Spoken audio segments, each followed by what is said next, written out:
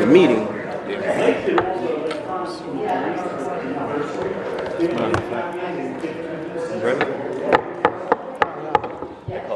Are we okay to Your start? husband, I think, was joking, but then I didn't know. So I called him like, hi. Yeah, May I I'm please speak going to out looking for Judy? This people. is Jared. All right. Judy's no longer with us. And I was like, For what? tonight, No. there was a, what do we call it? A little mix-up with the agenda It was no big deal. I figured it out. But. from last week. So we had introduced Alfredo's resolution congratulating Reverend Howard. It was just introduced and held, but it wasn't on the agenda that we sent out for some reason. So Michelle sent out a revised agenda with that resolution, and we're going to pass that tonight and do a presentation, correct, Alfredo? Yeah, I saw an email from Carolyn saying that she would be here to accept it. Okay, so in which case, what we will be doing to do that presentation after our moment of silence, I'll then make that a motion to change the order to take up resolution 406219R, which is the resolution, which is item 9 on the resolutions held agenda, recognizing Reverend Howard. And then we'll do that. Alfredo can do the presentation, and then after that, we'll go back to our regular order, okay?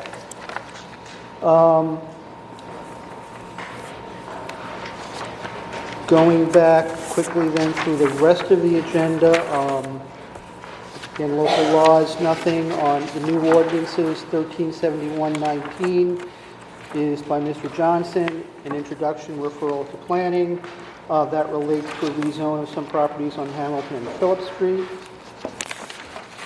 And then on ordinances held. So that's just an intro and referral to Planning.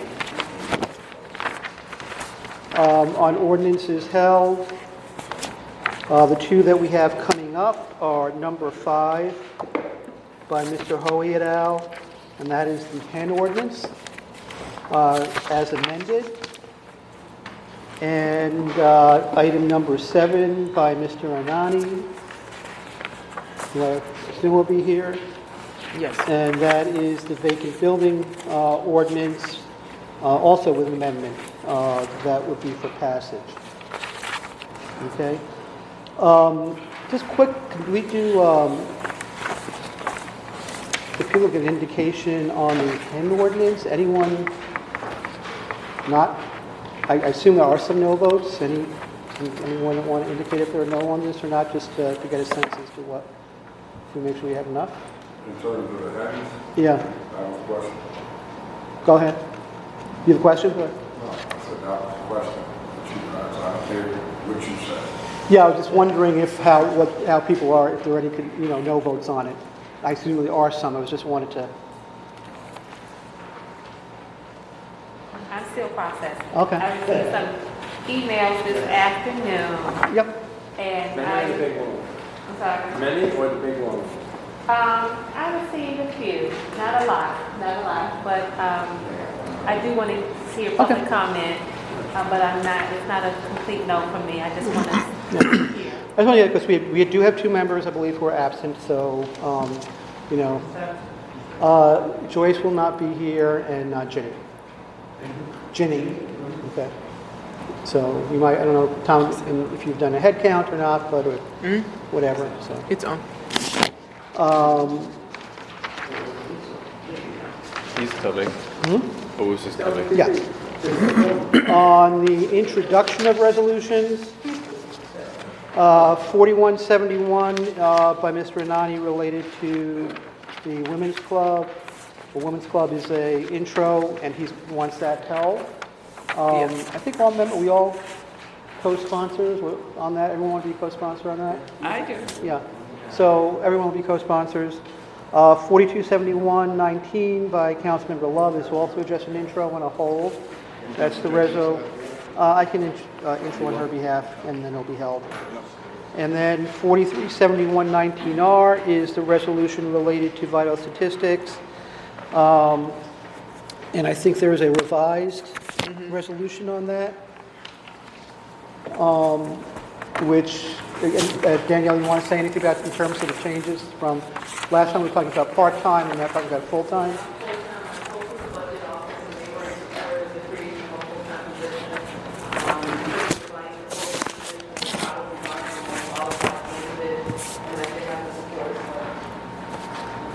Okay. So that's the only change from last time, and so that will be a pass. I'll move that one. And then we had two... Who's doing that? I'll do it. You will. We had two MCs.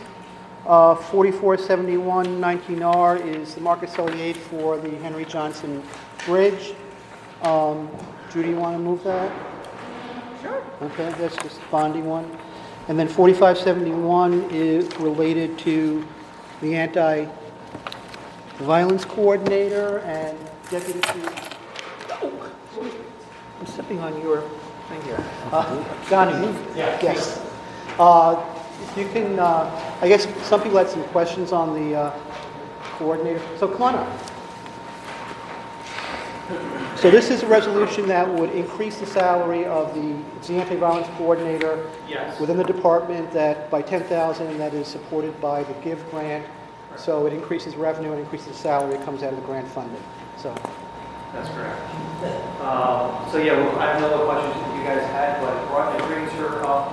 Katie, yes, for those of you that were here for a presentation last month, unfortunately wasn't here to give. I'm assuming you were.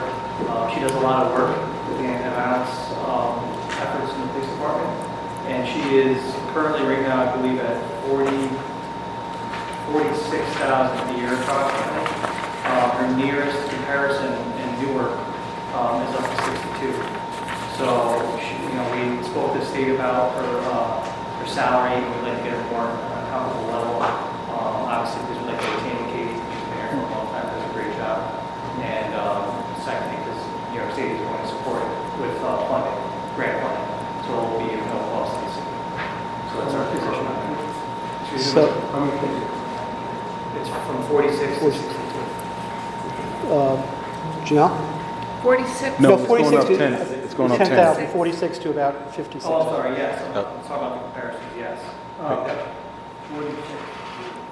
It's in the, Yeah, it's right in the 50, resolution there. 56744 is what's in the resolution. So I think it's like 11,000. So how long has Ms. Clark been in that position, but also how long has she been with the police department? She's been with the police department for at least 10 years, I would say, in different capacities. This position for roughly 6 years. Jamel, do you have a question? Yes. Well, she's also an MSW as well. That her credentials is with her as well. What type of work has she done in the 6 years that she's been? Here is a list of her various duties. There's several lists. I can just pass that through that with you. But her primary role is related to the GIVE funding and anti-violence efforts. Our track unit, where they go out and try to be proactive and keep young kids, away from crime. At-risk youth, she tries to work with them as well. So she touches a lot of parts of the police department. Is this a one-time, and we have to pick it up from here on out, or is it steady? No, GIVE is a reoccurring, as long as the state does it, a reoccurring grant funding that we participate with the state. It's a multifaceted grant. I believe she touched on some of that last night. Yeah, it was a good presentation. Yeah, A really good presentation. Yeah, I thought the presentation was great. So does she run the call-ups? Yes. Okay. So for those of you, have you ever been to one of the call-ups? The young lady that does, that's Katie. She coordinates that. I'm sorry to assume that everybody was at that meeting, but I just, that was Katie and her presentation, so she does a really good job. She puts a lot of effort in. It's part of our strategy. We need to retain people, especially good people that are experienced. And if the state's willing to pay for that additional raise to get her back at a comparable level to her counterparts, I think the in our opinion, so this is a good move. Dorsey? This is just an observation. It looks like she has her work cut out for her, and there's a lot that she is doing. I guess the only observation I have is that given some of the community organizing that's been done regarding violence prevention, I don't know if I have not seen her out in some of those grassroots level violence prevention activities. So that was an observation that I made, and I'm not sure if other council members made that. So if that's not a part of her job description, it seems like it could enhance the work that she's doing if she is more in the trenches with those. I see she works with SNUG as a liaison. That's correct.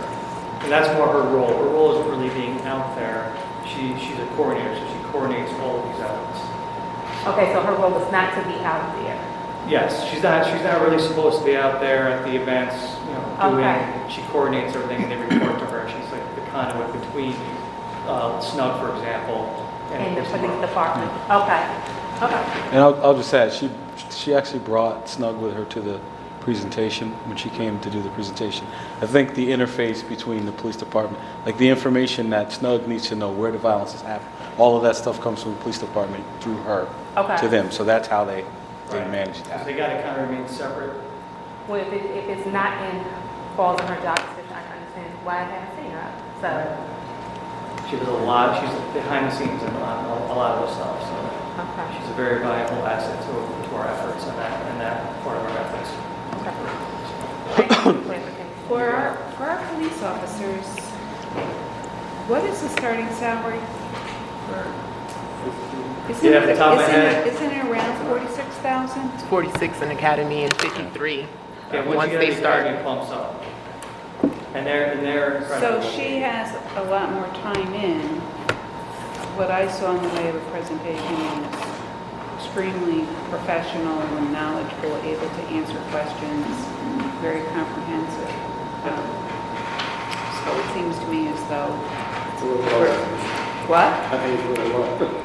Yeah. Well, they're also, that's also another, and it's almost, in a way, I understand where you're going with that, but it's almost apples and oranges in a way, because they have a union and it's contractual, and there's other facets to that, whereas she doesn't, she wouldn't fall into that, so. It's just a factor I'm looking at Absolutely. as I look at this, and it seems reasonable Right. to me, and glad that it's grant funded so that we can keep her.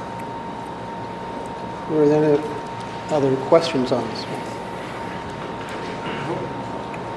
So this would be a pass for tonight? Okay. Dorothy, you want to carry that? Okay, thanks. All right, thank you. And then on the remaining resolutions, we're going to go back again to item 8, going back to Mr. Kimbrough and the Housing Authority pilot. Are we all set on that, or? Everyone okay with that? Or? I am. I said a lot already. Okay. And then number 9 by Mr. Ballerin, we have already done up front. Okay. I think that's all we had on the agenda for tonight. Anything else on this agenda?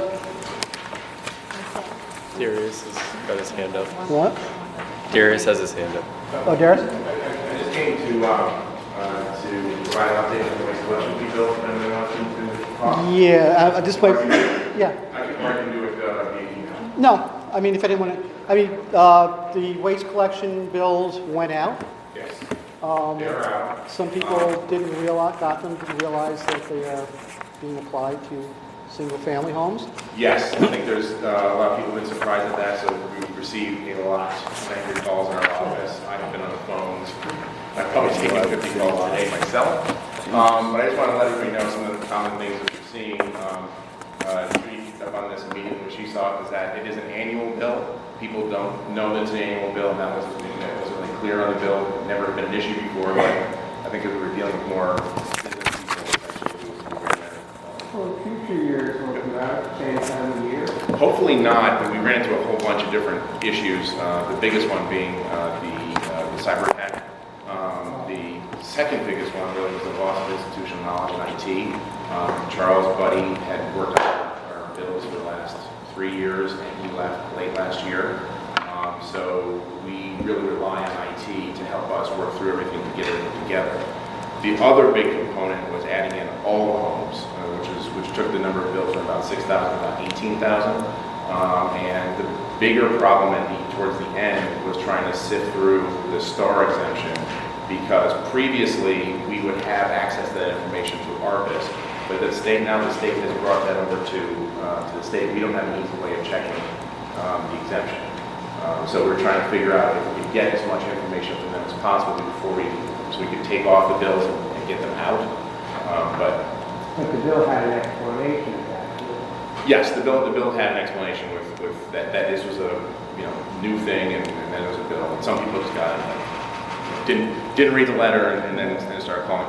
We're updating our phone tree in our office, and I think also at codes as well, to kind of sift through a lot of those calls without taking up as much time as necessary.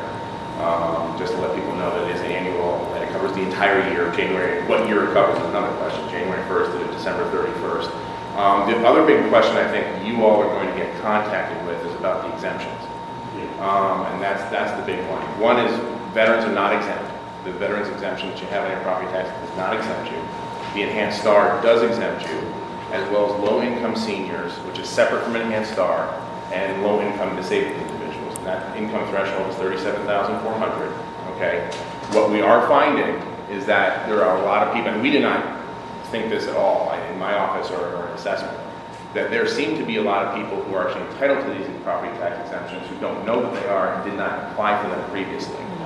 So you are probably going to get a lot of questions on that. And just to let everybody know, tell people to contact the assessor. For the enhanced STAR, there's a separate contact point, and that is the state. And we've been giving out a number, and we're trying to get that information out to the website as much as possible. You have to be 60 or 65 for enhanced. 65. Okay, 65 for enhanced STAR.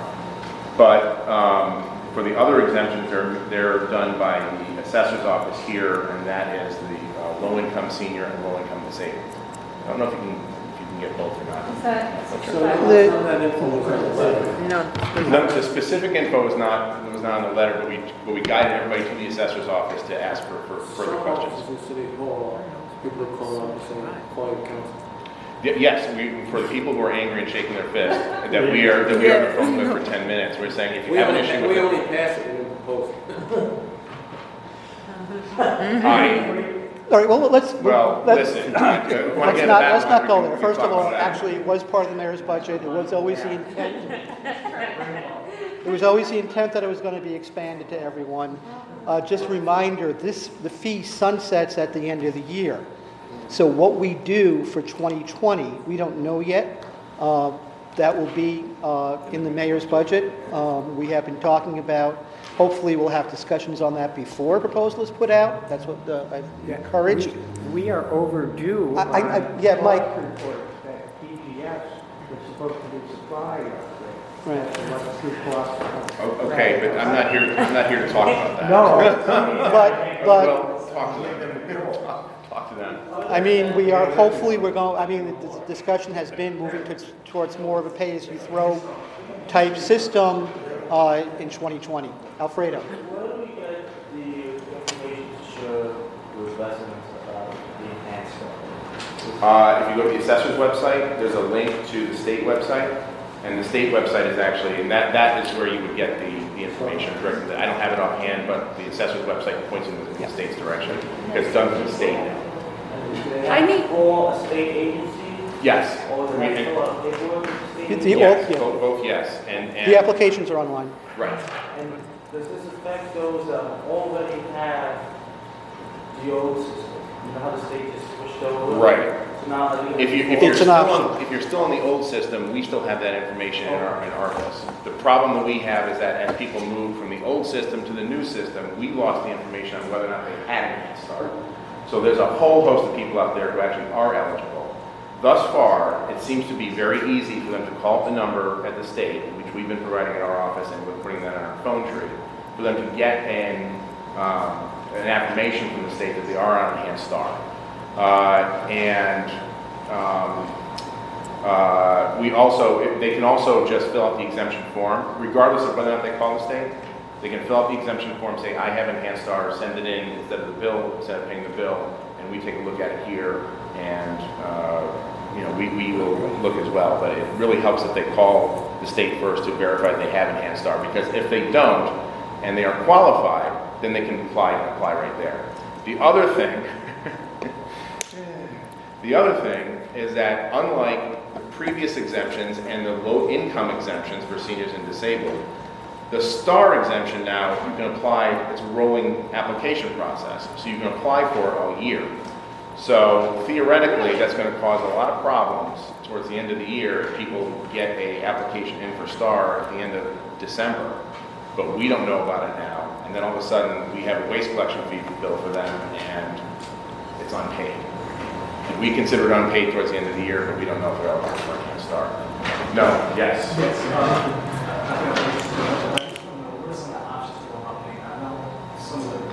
Online, yeah. How do I pay? That we pay waste collection fee bills, your DGS bills, parking tickets, property taxes, and that is a recent improvement by the Treasurer's Office in the last 3 years, 4 years. How we check it, or is that? I'm sorry? Preferred method that you have online is the Preferred method? I would say preferred method is online. I would recommend everybody to, if they are paying online, pay with e-check, because that fee is only 50 cents as opposed to 25 cents plus 1.95% if you pay by credit card. So online, is, with your checking account, I think is the easiest and best way to pay and cheapest way to pay, because it's about the cost of a stamp. One-time payment, yes. 55 cents. Tom? With the enhanced star, one thing I want to caution is that when you go, or any star program, if you sign up now, that income is, that check you get is now going to be taxable under income taxes. Has that been determined? Oh, yeah. Okay, all right, that was one of the questions I know, so, you can tell people that. Judy? So Trey told me today that for the low income and disabled, seniors and disabled, that they had to apply by March. Yes. March 31st. Yes. March 1st? That's what Yeah, I think it's March 1st. It's Yeah. usually January 1 through March 1st is when they take in those applications. So they are currently out of luck Yes. for this. For this year, yes. He also told me that for STAR, you needed to apply by March 1st. So That's the way it used to be, and that's the way it was, I think, for them upstairs. But that has changed under the new state thing when you get the check. That takes it out of the property tax system and puts it into something separate where you can apply for it all year. I will tell you that people calm down a lot when they realize that this is $90 for the year as opposed to $90 a And month. that's why that's number one on my new phone tree in the office. If somebody pays $9, and realize they're starting, is it refund? Yes, we can refund them. Any other questions on this? I just ask, just moving forward, when will these bills be sent out? I'm hoping in the March timeframe. The set of circumstances here is quite unique, from the cyber attack and losing money to everything to the STAR program to bidding for the envelopes, which is another story. But just again, a reminder, potentially we're going to a different system in 2020, so unless we're not ready, and then the mayor just wants to extend what we're doing right now, but otherwise. I think the first year of the other ones that they came out, they reopened them about April-ish. Assuming no other extraordinary circumstances, I would hope to get them in the March, April range again, but it depends on that. It depends on a bunch of different things. For the low-income senior and low-income disabled, was there anything on the bill that stated that it had to be by March 1st? On the bill, no. No. Or on the letter.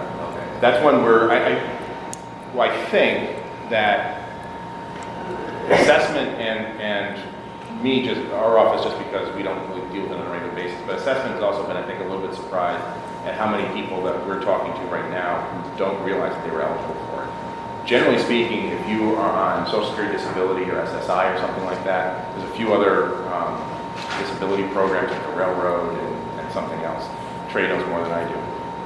But I think we had all kind of assumed that people already knew they were eligible for it or applied for it. What we're finding right now is that a lot of people haven't applied for it and might be eligible. So are these people who are calling in? There's people calling in, well, it says that I could qualify for an exemption if I'm disabled. Okay, so, all right, well, you know, what it is low income, and well, I'm on Social Security disability, but I don't get an exemption. Like, well, you need to call the assessor's office because you probably qualify. There are deadlines on those for the assessor's office because they have to factor them into Those are the assessment, assessment rolls because it's an abatement in the assessed value Those of are property. assessment exemptions. as So they opposed need to STAR. get those in and done in a certain period before the rolls, the preliminary rolls are published in May. May. So maybe going forward, if this is to happen next year, maybe a letter can be sent just to everyone to let them know. Yeah, I mean, we all should be publicizing that to Yeah, our I constituents. think, I think one of the lessons from this is that it would cost $10,000-ish, maybe more, to send out a letter to everybody to notify them of this in advance. Some people, we could, I suppose, yeah. DJ? Water bills come from different. They come quarterly. I'm out. All right, Darren. Address to the website. Yeah, it is. It is. Yeah. The assessor's office has a good summary of all of Yes. the various exemptions that are available. Might want to check out. Can someone apply now for those exemptions for next year? Oh, yeah. Well, not. Well, I guess you. Would they accept The them? application period is really is before March 1st of next year, and the period is January open. 1st to March Right. 1st, because they need the income from Right. this Right. year. The question is, would they accept them and not process them or Yeah, I apply don't know. them? I mean, Keith used to always take them in on But a for rolling Star, basis. yes, but that's done through the state now. And then if you were to qualify for this income disability, is that rolling or you have to apply every year? I believe it's to verify every year. Yeah. Yeah. And if you're in there, the assessor's office automatically sends out a net reapplication to verify your income Right. because it's income-based. What I can say the assessor's office has found over the last several years is that people don't pay attention to the mail as much as they used to, and then they don't reapply for their exemption, they lose it. And there's been a couple of big issues with some of the properties you probably heard of in your neighborhoods where people didn't apply for an exemption, and there really isn't a mechanism to very easily or if at all deal with that. Okay, any other questions? If not, I just want to also remind everybody that for caucus next week, Thank you. we're going to have the folks from Capitalize Albany, because we're going to be doing, again, the CFA consolidated funding applications that we do every year. And there are certain applications that do require council resolutions. I believe everybody should have gotten, or hopefully got an email from Ashley Mole. They would be at next week's caucus with the applicants to do a presentation with the intent that we try to pass those resolutions at our following meeting. All right? If there's nothing else, I guess we should get inside.